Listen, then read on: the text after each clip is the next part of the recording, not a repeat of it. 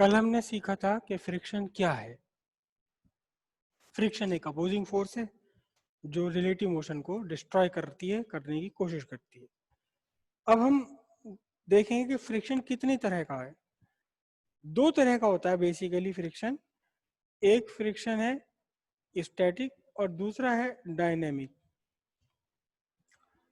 Dynamic और static friction का मतलब, स्टैटिक फ्रिक्शन वो जो अप्लाई होता है before actual relative motion. Before actual relative motion जो लगता है फ्रिक्शन वो स्टैटिक फ्रिक्शन है। और जब दो बॉडीज एक दूसरे के साथ रिलेटिव मोशन में है, जब ये एक दूसरे के साथ एक्चुअल रिलेटिव मोशन में है, एक्चुअल रिलेटिव मोशन में है, वो है force of friction, dynamic force of friction. Basically दो तरह का फ्रिक्शन, एक स्टैटिक और एक डायनेमिक। ध्यान दीजिए, जब आप किसी चीज को खींचने की, खिसकाने की कोशिश करते हैं, जब आप किसी चीज को खिसकाने की, खींचने की कोशिश कर रहे हैं, यहां से आप हैं और आप इसे लगातार खींचने की कोशिश कर रहे हैं अपनी तरफ, लेकिन नहीं खींच पा रहा है, नहीं खींच पा रहा, आप जबकि फोर्स लगा रहे हो, फोर्स है, फोर्स अप्लाइड है, फोर्स अप्लाइड है, लेकिन मोशन कुछ भी नहीं हो रहा, एक्सिलरेशन नहीं आ रहा, इसके अंदर मोशन ही नहीं हो रहा। तो अब जो फोर्स आपकी अप्लाइड फोर्स के अगेंस्ट काम कर रही है, फ्रिक्शन की फोर्स, फ्रिक्शन की फोर्स हमेशा सरफेस पर लगती है, जहां जो दो सरफेस, बॉडीज की दो सरफेस जो आपस में कांटेक्ट मारे, वहां फोर्स ऑफ फ्रिक्शन लगा करता है। तो आप फोर्स लगा रहे हैं पूरी, लेकिन फिर भी फोर्स ऑफ फ्रिक्शन इसे आगे नहीं बढ़ने दे रहा। तो अब ये जो फोर्स ऑफ फ्रिक्शन है, इसे हम बोलेंगे स्टैटिक फोर्स ऑफ फ्रिक्शन, जो मोशन होने से पहले ही बॉडी के मोशन को अपोज कर रहा है, वो स्टैटिक फोर्स ऑफ फ्रिक्शन। लेकिन आपने तकड़ी सी ताकत लगाई, तकड़ी सी ताकत लगाई और अब आपने इसको चलाना नहीं शुरू आ कर रही, दिया। गिटार बज रहा हूँ। कहीं भी अगर आपने ये फोर्स को अपना रोक दिया तो मोशन रुक जाएगा। या चलने से पहले जो इसके चलने का अपोज कर रही है, चलने ही नहीं दे रही जो फोर्स, वो स्टैटिक फोर्स ऑफ फ्रिक्शन। और जो चलती हुई बॉडी को रोकने की कोशिश में चलने का अपोज कर रही है, ये वाला कौन सा होगा? Dynamic force of friction. जो चलते हुए पे काम करे, रिलेटिव मोशन है दो बॉडीज में, तब ये काम कर रही है डायनेमिक। और अभी चलना शुरू नहीं करा तब भी आप, फोर्स ऑफ फ्रिक्शन आपको अपोज कर रही है, तो ये फ्रिक्शन है स्टैटिक फ्रिक्शन। अब स्टैटिक फ्रिक्शन के फिर दो तरह के होते हैं, फिर दो तरह के नहीं होते, एक्चुअली दो वैल्यूज होती हैं स्टैटिक फ्रिक्शन की। स्टैटिक फ्रिक्शन की दो वैल्यूज होती हैं अलग अलग, दो तरह के तो नहीं होते। कल वाले एग्जाम्पल में देखें ध्यान से, आपने एक ट्रंक को खिसकाना था, भारी संदूक को आपको खिसकाना था, आपने यहाँ एक फोर्स लगा रखा है, आप जो इसके ऊपर एक फोर्स लगा रहे हैं, आपका फोर्स है 10 न्यूटन। तो कुछ नहीं हुआ। आपने क्या काम किया? आपने अब इस ट्रंक पर थोड़ा सा और स्ट्रॉन्ग फोर्स लगाया, थोड़ा सा और स्ट्रॉन्ग फोर्स लगाया, अब आपने कर दिया 20 न्यूटन, लेकिन अब भी नो मोशन, अब भी कोई मोशन नहीं हुआ। आपने थोड़ा सा और बढ़ा लिया, आपने अपना फोर्स थोड़ा सा और बढ़ा लिया, आपने अब फोर्स लगा दिया ये 50 न्यूटन। अब भी देखते हैं कोई मोशन नहीं हो रहा, हिलने को तैयार ही नहीं है अपनी जगह से। आपने कहा मैं भी देखूंगा तू क्यों नहीं, कैसे ना हिले, संदूक ही तो है, कर अपोज कितना करेगा? जब आपने 10 न्यूटन की फोर्स लगा रखी थी तो फ्रिक्शन ने भी, फ्रिक्शन फोर्स भी 10 न्यूटन थी। जब आपने 20 न्यूटन फोर्स लगा रखी थी, मोशन हो नहीं रहा था, तो अब फ्रिक्शन ने अपने आप को बढ़ा लिया, बढ़ाकर 20 न्यूटन कर लिया, इसीलिए सेल्फ एडजस्टिंग बोलते हैं हम इसे। आपने 50 न्यूटन की फोर्स लगाई, मोशन अब भी नहीं हो रहा। इसका मतलब क्या हुआ, आपको रोकने वाली फोर्स, फोर्स ऑफ फ्रिक्शन बढ़ करके कितनी हो गई, 50 न्यूटन हो गई। लेकिन आपने तो इसे हिलाना ही है, इसे हटाना ही हटाना, आप रुकेंगे थोड़ी ना। बस 50 न्यूटन से जरा सी आपने ऊपर करी, आपने फोर्स कर दी 50.001 न्यूटन, मामूली सा इंक्रीज कर दिया, पता चला ये चल गई।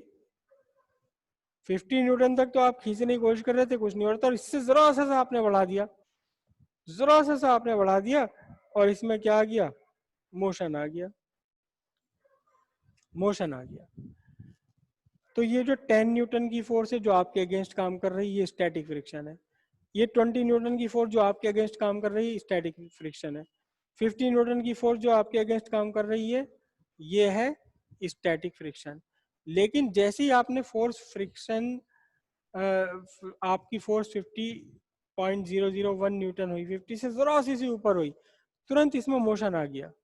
तो ये जो 50 न्यूटन है, ये जो यहाँ वाला 50 न्यूटन है, इसको हम बोलेंगे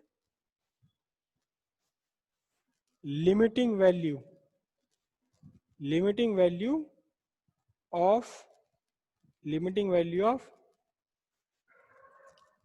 static friction, limiting value of static friction, या इसे एक नाम और दे देते हैं, लिमिटिंग फ्रिक्शन। दो नाम है इसके, या तो static value of limiting friction या लिमिटिंग फ्रिक्शन। मतलब यह है कि फ्रिक्शन आपके अगेंस्ट काम कर रहा है, जैसे जैसे आप फोर्स बढ़ाते जा रहे हो, फ्रिक्शन भी अपने आप को बढ़ाते जा रहा है, फ्रिक्शन भी अपने आप को बढ़ाते जा रहा है। लेकिन इस फ्रिक्शन की एक लिमिट है बढ़ने की, बस जहां तक ये मैक्सिमम बढ़ सकता है वो limiting value of static friction या लिमिटिंग फ्रिक्शन कहलाती है। इसके बाद फोर्स ऑफ फ्रिक्शन नहीं बढ़ेगा। आपका आपने फोर्स लगाई 50.001 न्यूटन, लेकिन फोर्स ऑफ फ्रिक्शन अभी भी कितना था, फोर्स ऑफ फ्रिक्शन अभी भी 50 न्यूटन ही है। तो 50 न्यूटन से ऊपर नहीं बढ़ पाया है, आपने अपनी फोर्स बढ़ा दी तो बॉडी चल पड़ी, क्योंकि नेट फोर्स जीरो नहीं रहा अभी है। यहाँ इस केस में तो नेट फोर्स जीरो है, यहाँ नेट फोर्स जीरो है। 20 न्यूटन आपने लगा रखे, 20 न्यूटन इक्वल और अपोजिट है फोर्स ऑफ फ्रिक्शन, नेट इन दोनों पर मिलकर जीरो हो गया। लेकिन यहाँ तो अब आपकी फोर्स में बचा रह गया कुछ 0.001 न्यूटन की, इसी फोर्स से ये आपका बॉडी आगे मूव कर जाएगी। तो मैक्सिमम जहां तक बढ़ सकती है स्टैटिक फ्रिक्शन की वैल्यू, इस वैल्यू को हम बोलते हैं limiting value of static friction, या इसे बोलते हैं लिमिटिंग फ्रिक्शन। लिमिटिंग फ्रिक्शन कुछ नहीं है, स्टैटिक फ्रिक्शन ही है। स्टैटिक फ्रिक्शन हमने पीछे पढ़ा था, सेल्फ एडजस्टिंग है, जहां तक ये बढ़ते बढ़ते अपने आप को एडजस्ट कर सकता है, वो तो हो गई स्टैटिक फ्रिक्शन की लिमिटिंग वैल्यू और या लिमिटिंग फ्रिक्शन। देखो जरा ध्यान से, इसे हम ग्राफ पर हम ड्रॉ करें। ग्राफ बहुत ज्यादा एग्जाम में आ रहे हैं, बोर्ड एग्जाम में हर बार एक दो ग्राफ नया जरूर आ जाता है, जिसमें आपको कोई पैरामीटर पर ग्राफ आपको ड्रॉ करना। इसको अगर मैं ग्राफ पर ड्रॉ करूं, ग्राफ पर ड्रॉ करूं, एक्स एक्सिस पर ड्रॉ कर रहा हूं मैं अप्लाइड फोर्स, अप्लाइड फोर्स, ठीक है। और यहां ड्रॉ कर रहा हूं मैं कौन सी, फ्रिक्शन फोर्स, एक अप्लाइड फोर्स और एक फ्रिक्शन फोर्स। अब जरा ध्यान से देखना, जब आपकी अप्लाइड फोर्स जीरो तो फ्रिक्शन भी जीरो। अगर आपने इस ट्रंक पर कोई भी फोर्स नहीं लगा रखी तो अपोज करना ही किसे है, किसे भी नहीं करना अपोज, तो फोर्स ऑफ फ्रिक्शन भी जीरो। फिर जब आपने 10 न्यूटन की फोर्स लगाई है, 10 न्यूटन की फोर्स लगाई तो फोर्स ऑफ फ्रिक्शन भी 10 न्यूटन, ये लगाई तो ये भी 20 न्यूटन, 50 लगाई तो ये भी 50 न्यूटन। मतलब जैसे जैसे आप अप्लाइड फोर्स बढ़ाते जा रहे हो, वैसे वैसे आपकी फोर्स ऑफ फ्रिक्शन भी बढ़ती चली जा रही है, प्रोपोर्शनलिटी इक्वल दोनों। ये एंगल आपका 45 होना चाहिए बनाते हुए, 45 से ऊपर या नीचे नहीं, 45 से ऊपर या नीचे नहीं। आप में से ज्यादातर बच्चे मिस्टेक करेंगे, ज्यादातर बच्चे मिस्टेक करेंगे, कैसे बना लेंगे इसको, ये और यूं बना दिया, या किसी ने ये ऐसे बना दिया। सर बना तो रखा है जैसा आपने बनाया था वैसे ही। हर ग्राफ की फिजिक्स में याद रखना, हर ग्राफ, हर लाइन, हर पॉइंट, एक कहीं आपने यूं बिंदी भी लगा दी ना, ऐसे चिंदी सी लगा दी छोटी सी, इसका भी एक मीनिंग हो जाता है। एक एक लाइन, एक एक एंगल, एक एक पॉइंट, एक एक डॉट का मीनिंग होता है डायग्राम में, फिजिक्स के डायग्राम में। इसलिए वो सब कुछ परफेक्ट, एकदम perfect, nothing less than perfect, nothing less than perfect. 45 पर जैसे जैसे देखो, आपने 10 न्यूटन फोर्स लगाई तो ये भी 10 न्यूटन, आपने 20 न्यूटन फोर्स लगाई तो ये भी 20 न्यूटन, आपने 50 न्यूटन फोर्स लगाई तो ये भी 50 न्यूटन, जितना इधर उतना ही उधर, बिल्कुल 45 पर बनेगा। और एक टाइम ऐसा आया कि अप्लाइड फोर्स आपकी बढ़ गई, अप्लाइड फोर्स को बैलेंस नहीं कर पाया फोर्स ऑफ फ्रिक्शन, अब ये कमजोर पड़ गया। तो अब आपकी अप्लाइड फोर्स आप बढ़ा रहे हो, और एक चीज और ध्यान रखना, यहां तक आपकी बढ़ पाई है, मैक्सिमम कहां तक बढ़ पाई फोर्स ऑफ फ्रिक्शन, ये यहां तक मैक्सिमम फोर्स ऑफ फ्रिक्शन बढ़ पाई। तो ये जो वैल्यू आ गई आपकी फोर्स ऑफ फ्रिक्शन की वाई एक्सिस पर, इसे हम कहेंगे कौन सा, इसे हम कहेंगे, मैं बाहर लिख रहा हूं इसका नाम, इसे कहेंगे लिमिटिंग, लिमिटिंग फ्रिक्शन, या limiting value of static friction, या लिमिटिंग फ्रिक्शन। 50 न्यूटन तक मैक्सिमम बढ़ पाए, ये मत सोच लेना कि हमेशा 50 न्यूटन तक ही बढ़ पाएगा, ये तो मैंने वैसे ही एग्जाम्पल लेके बता दिया आपको अपनी मन मर्जी से कुछ फिगर्स। हो सकता है 5 न्यूटन पर ही ओवरकम कर जाओ आप, हो सकता है 1000 न्यूटन पे भी ना हो पाए, डिपेंड करता है कि सरफेस कैसी है इसकी, और प्लस इसका अपना वेट कितना है, अभी आगे समझ आएगा। तो जहां तक मैक्सिमम बढ़ सकती थी, जहां तक मैक्सिमम बढ़ सकती थी स्टैटिक फ्रिक्शन, इस मैक्सिमम वैल्यू को हमने बोला लिमिटिंग फ्रिक्शन, या limiting value of static friction. Limiting value of static friction कह दो या लिमिटिंग फ्रिक्शन कह दो, एक ही बात है। या तो कह दो limiting, limiting value of static friction, या कह दीजिए सिंपली लिमिटिंग फ्रिक्शन। अब ये तो लिमिटिंग फ्रिक्शन हुआ। अब इसके बाद ध्यान से देखिएगा, आपने सबने एक्सपीरियंस किया होगा कि किसी भारी चीज को, सोफे को, संदूक को हिलाना, अपनी जगह से उसको हिलाना, ये मुश्किल है, ये मुश्किल है। लेकिन एक बार वो अपनी जगह से हिल गया, तो अब इसे खिसकाना, घसीटना, इसे खिसकाना, घसीटना, ये आसान है। उतना मुश्किल नहीं है जितना मुश्किल उसे हिलाना होता था। मतलब ये मेरे पास यहाँ बॉडी रखी है, मैं इसे हिलाने के लिए, इसे खिसकाने के लिए ज्यादा फोर्स लगानी पड़ेगी, और एक बार ये खिसकने लगा तो अब कुछ कुछ थोड़ी सी कम फोर्स ही काफी इसे लगातार चलाए रखने के लिए, खिसकाते रहने के लिए। शुरू में एक बार हिलाना मुश्किल है, कब तक, कब हिल पाएगी कोई भी बॉडी, जब आपकी अप्लाइड फोर्स, जब आपकी अप्लाइड फोर्स बढ़ते बढ़ते लिमिटिंग वैल्यू ऑफ फ्रिक्शन के इक्वल हो जाए, तब बॉडी आपकी खिसकनी शुरू होगी। लेकिन एक बार अगर खिसक गई, हिल गई अपनी जगह से, तो अब इसे घसीटते रहना या खिसकाना आसान है।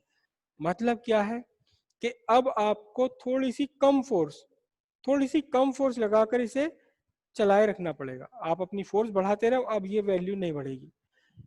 तो ये यहां से लेकर यहां तक, मैं एक काम करता हूँ, मैं पॉइंट बना देता हूँ, ये ओ, ये पॉइंट बना देता हूँ बी, और ये पॉइंट बना देता हूँ सी, बी, और ये पॉइंट बना देता हूँ सी। तो ओ से लेकर ए तक, ओ से लेकर ए तक, ओ ए, ये क्या है आपका, ये है स्टैटिक फ्रिक्शन। और जो एग्जैक्टली ए पॉइंट है, एग्जैक्टली ए पॉइंट है, ये क्या है, ये है आपकी limiting, limiting value of static friction, और इसे क्या कह सकते हैं, लिमिटिंग फ्रिक्शन भी कह सकते हैं इसको। क्या कह सकते हैं, लिमिटिंग फ्रिक्शन, या तो कह दीजिए limiting value of static friction या लिमिटिंग फ्रिक्शन। लेकिन अब आपको कुछ कम फोर्स लगाकर, देखिए फोर्स पर नीचे आ गए, कुछ कम फोर्स लगाकर भी आप लगातार इसको चलाए रखेंगे, तो अब ये जो स्ट्रेट लाइन आ गई है, जब फोर्स ने बढ़ना शुरू कर, बंद कर दिया, फ्रिक्शन फोर्स ने बढ़ना शुरू कर दिया, इस लाइन का मतलब होता है काइनेटिक फ्रिक्शन। ये कौन सी हो गई, बी से लेकर के सी तक, BC, BC आगे भी होगी, ये कौन सी होगी, काइनेटिक फ्रिक्शन, ये काइनेटिक फ्रिक्शन आ गई। तो तीन तरह के आपके फ्रिक्शन हो गए, हैं तो बेसिकली दो तरह के, लेकिन हम उन्हें तीन कह देते हैं, एक स्टैटिक, एक लिमिटिंग और एक डायनेमिक। जबकि लिमिटिंग फ्रिक्शन स्टैटिक फ्रिक्शन का ही एक रूप है। जैसे जैसे आप फोर्स बढ़ाते रहते हैं, हमने पीछे डिस्कस करा था, ये प्रॉपर्टी है फ्रिक्शन की। क्या प्रॉपर्टी है, friction force is self adjusting. आपकी फोर्स 0 तो फ्रिक्शन भी 0, आपने फोर्स 2 न्यूटन लगाया तो फ्रिक्शन भी 2 न्यूटन, आपने फोर्स 5 न्यूटन लगाया तो फ्रिक्शन भी 5 न्यूटन, आपने फोर्स लगाया 10 न्यूटन तो फ्रिक्शन भी 10 न्यूटन, आपने फोर्स लगाया 50 न्यूटन तो फ्रिक्शन भी 50 न्यूटन। उसके बाद फ्रिक्शन ने हाथ खड़े कर दिए, उसके बाद फ्रिक्शन ने कहा भाई ये तो मान ही ना रहा, अब ये तो मान ही ना रहा, ये तो चला के ही मानेगा, अब तो ये चला के रहेगा इसको, आज तो खिसता के ही रहेगा, आज तो हिला के रहेगा, तो चलो भाई चलो, अब मैंने सरेंडर कर दिया, अब आगे नहीं बढ़ना। तो जिस वैल्यू से आगे force of friction, static force of friction नहीं बढ़ रहा, बस ये वैल्यू मैक्सिमम वैल्यू कहलाती लिमिटिंग फ्रिक्शन। लिमिटिंग फ्रिक्शन से कुछ कम फ्रिक्शन लगाकर ही आप लगातार इसे चलाए रख सकते हैं। तो जितना आपको फोर्स लगानी पड़ेगी चलाए रखने के लिए काइनेटिक फ्रिक्शन कहलाती है।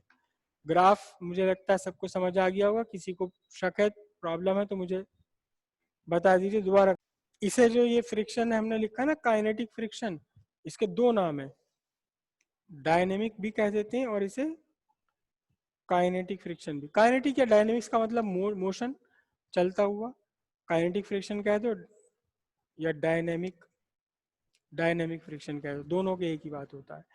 ए ओ से लेके ए तक, जहां तक ये बढ़ सकता है वहां वहां तक है कौन सा फ्रिक्शन, स्टैटिक फ्रिक्शन। जिस मैक्सिमम वैल्यू तक बढ़ पाया वो है लिमिटिंग फ्रिक्शन। फिर उससे थोड़ी सी कम, बहुत ज्यादा कम नहीं लेकिन थोड़ी सी कम फोर्स लगाकर भी काइनेटिक फ्रिक्शन। तो काइनेटिक फ्रिक्शन की वैल्यू हमेशा limiting value of static friction से कम होती है, काइनेटिक फ्रिक्शन की value limiting value of static friction से कम होती है, काइनेटिक फ्रिक्शन की वैल्यू लिमिटिंग फ्रिक्शन से कम होती है। अक्सर मैं जब आगे पूछूंगा तो आप में से ज्यादातर बताएंगे क्या, kinetic friction is less than static friction. Static friction, इसमें से दो वर्ड घूम खत्म कर जाएंगे, दो वर्ड खा जाएंगे। अच्छा फिजिक्स बड़ी टेस्टी होती है, फिजिक्स होती बड़ी टेस्टी है, इसके वर्ड्स खाने में, डेफिनेशंस को खाने में, डेरिवेशंस के स्टेप खाने में बड़ा मजा आता है, तो वो खा जाते हैं। Kinetic friction is less than specific, क्या, kinetic friction is less then